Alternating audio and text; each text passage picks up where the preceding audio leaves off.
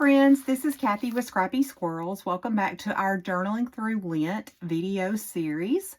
I'm so glad that you decided to stop in and visit with us today. If you are just watching one of our videos for the first time, make sure to go back and watch the previous videos in this series so that you don't miss out on any of the crafty goodness. And if you have been enjoying our videos so far, please go over to YouTube and subscribe and like our videos at Scrappy Squirrels. So we're going to go ahead and hop right in today. We are on day 34. Lent is almost over, and Daisy's coming to say hi, my puppy.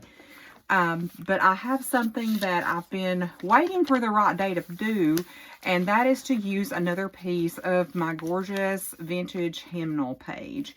If you remember way back in the beginning of the video series, we covered the front cover with a piece from this hymnal, and I had actually taken the other part of the page and I used a decorative punch to create some detail on the edge so it looks kind of like tattered lace. And I've also inked it up a little bit with my vintage photo. And so I'm just going to attach this to the page. You can see that I've kind of folded over about an inch section on the back so that it will be able to act as a little flap, which you've seen me do before. But I'm going to go ahead and just put a little bit of my liquid glue along that flap, and we'll get that started. And while I'm doing that, we'll go ahead and talk about the journaling prompt for today, which was, how can I prepare my heart for Easter?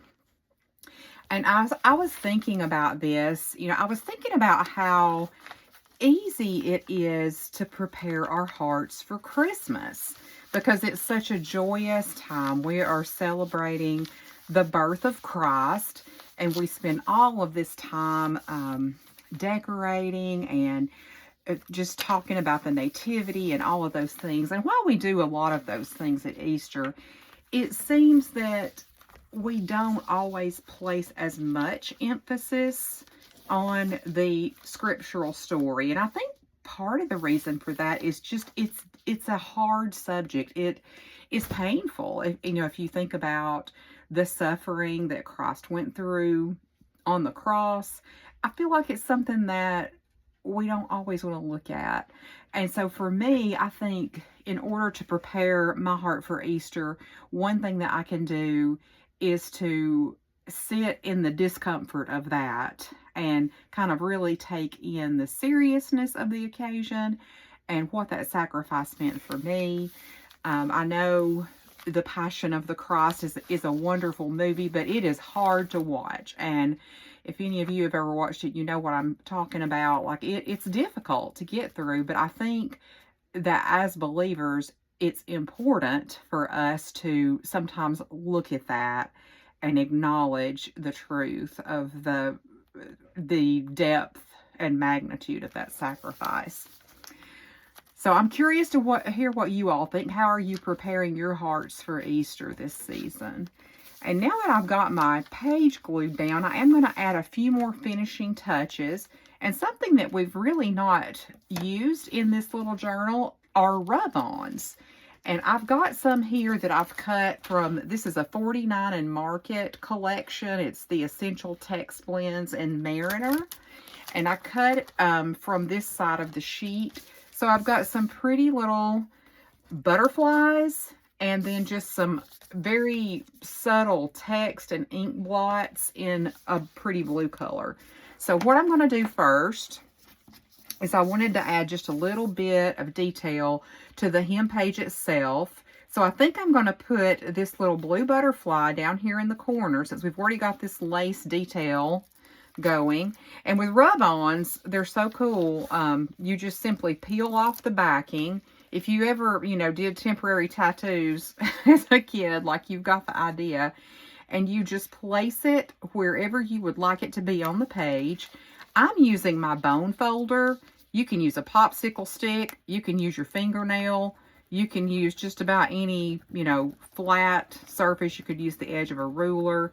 And I'm just going over this thoroughly to make sure that my rub on is going to lay down securely.